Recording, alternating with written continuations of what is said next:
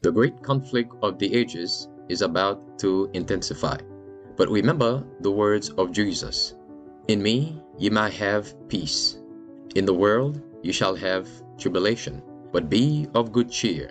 I have overcome the world. Would you like to know how to exercise courage and fight the good fight of faith? Listen to this devotional. Conflict and Courage, a daily devotional by Ellen G. White. Compromise. Be ye not unequally yoked together with unbelievers. For what fellowship have righteousness with unrighteousness? 2 Corinthians 6, verse 14.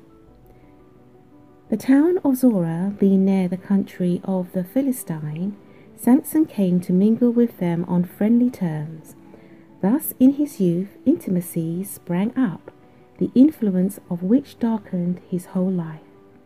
A young woman dwelling in the Philistine town of Timnath engaged Samson's affections, and he determined to make her his wife. To his God-fearing parents, who endeavoured to dissuade him from his purpose, his only answer was, "She pleaseth me well." The parents at last yielded to his wishes, and the marriage took place.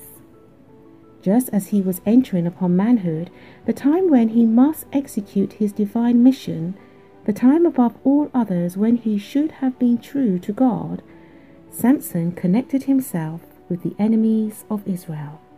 He did not ask whether he could better glorify God when united with the object of his choice, or whether he was placing himself in a position where he could not fulfill the purpose to be accomplished by his life.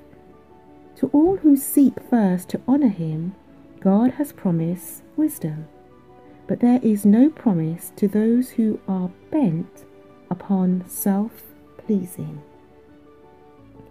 Christianity ought to have a controlling influence upon the marriage relation, but it is too often the case that the motives which lead to this union are not in keeping with Christian principles.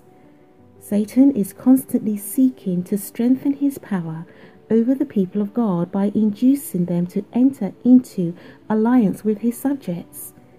And in order to accomplish this, he endeavours to arouse unsanctified passions in the heart. At his marriage feast, Samson was brought into familiar association with those who hated the God of Israel. Whoever voluntarily enters into such relations will feel it necessary to conform to some degree to the habits and customs of his companions. The time thus spent is worse than wasted.